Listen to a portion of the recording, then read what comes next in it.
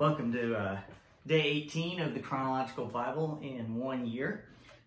We are at the end of chapter 47 in Genesis, and we will finish up with the book of Genesis today.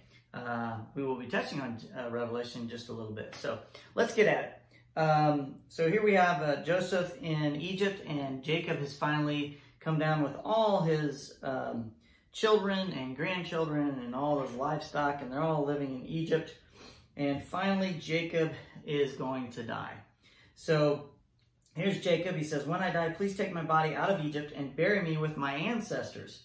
So Joseph promised, "I will do as you ask." So the same place that Abraham buried his wife and Isaac and Rebekah are buried, Jacob asked to have Joseph promise to take him there. And he does after he dies. In verse 5 of chapter 48, "Now I'm claiming as my own sons these two boys of yours, Ephraim and Manasseh." So Jacob is taking his two grandchildren from Joseph and saying, "These are my sons. I'm taking them as my sons." So let's take a brief moment here. We got the 12 sons of Israel, of Jacob. They are the 12 tribes. Now, we've talked about this, and it can be kind of confusing. So there are 12 tribes, which are truly the 12 sons of Jacob. So including Levi and Joseph, okay? But when we talk about the 12 tracts of land that are given in Israel, the land Israel, to the people of Israel, Levi isn't given any land because they're the Levitical priests. They aren't given any land. And Joseph, none of it's named after Joseph. It's named after his two sons, Ephraim and Manasseh.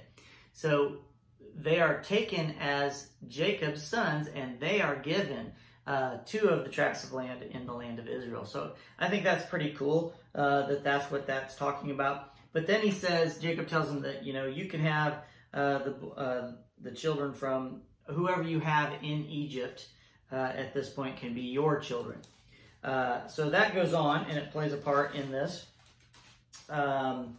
We go to verse 14. "But Jacob crossed his arms as he reached out to lay his hands on the boys' heads. He put his right hand on the head of Ephraim, though he was the younger boy, and his left hand on the head of Manasseh." And then, Joseph was like, "Wait, no, don't do that. This is the firstborn son, not this one." And, Jacob had crossed his hands on purpose. So in verse 19 of 48, he says, "But his father refused.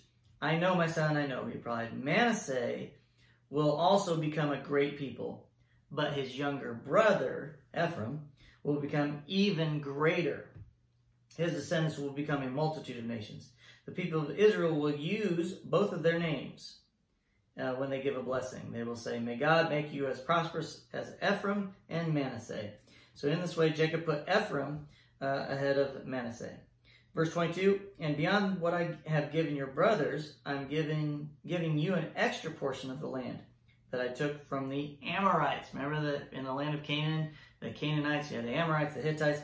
So Abraham had taken part of the, bought part of the land, and then also Jacob also took some of the land from the Amorites by force. So, and then we get to chapter 49, verse 8, Judah. And he's talking about all the blessings, and really, it's hard to think that they're blessings that Jacob is giving to his sons, because it sounds pretty rough. For instance, "Reuben, you are my firstborn, my strength, the child of my vigorous youth. You are first in rank, first in power, but you are as unruly as a flood, and you will be first no longer." Okay, so, and he totally burns him up here, throws him under the bus, and says, "Look, this is ridiculous, all the things you did. You slept with my wife."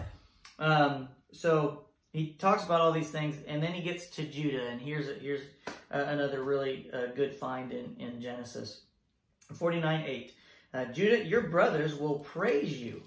You will grasp your enemies by the neck. All your relatives will bow before you. Judah, my son, is a young lion that has finished eating its prey.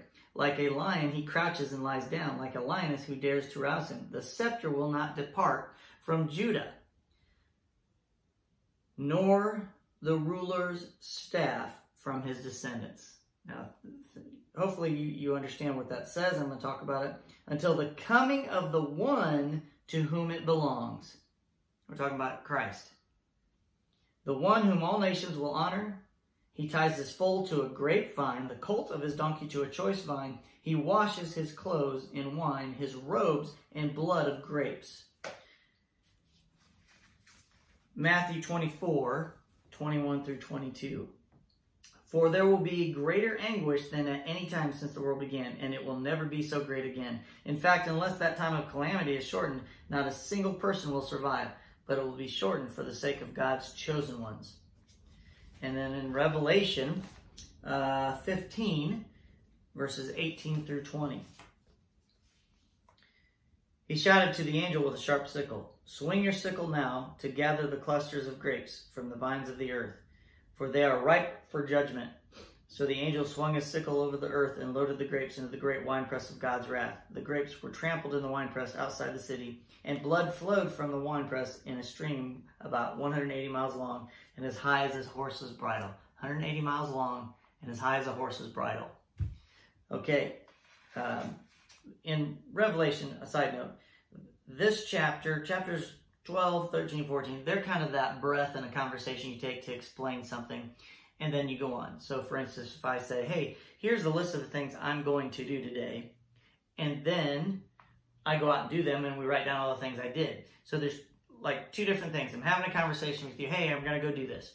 And then we go and do those things, and we write those things down. And so there's two different places you talk about the same thing. So this is kind of like Armageddon at that point. Again, all these people are going to be annihilated at Armageddon. And then it goes on to chapter 16 and talks about Armageddon. So that's one of those breath things that we talked about. This is a conversation. The whole book is a conversation that God's having with you. And it's a wonderful, wonderful way to read the Bible because it's a personal thing that you get from it, and it makes it really easy to understand it. There are things that are literal, and there are things that are figurative. But you just can't choose what you think is figurative. It is obvious what is being talked about in here as being figurative. So let's get back to Genesis and wrap this up.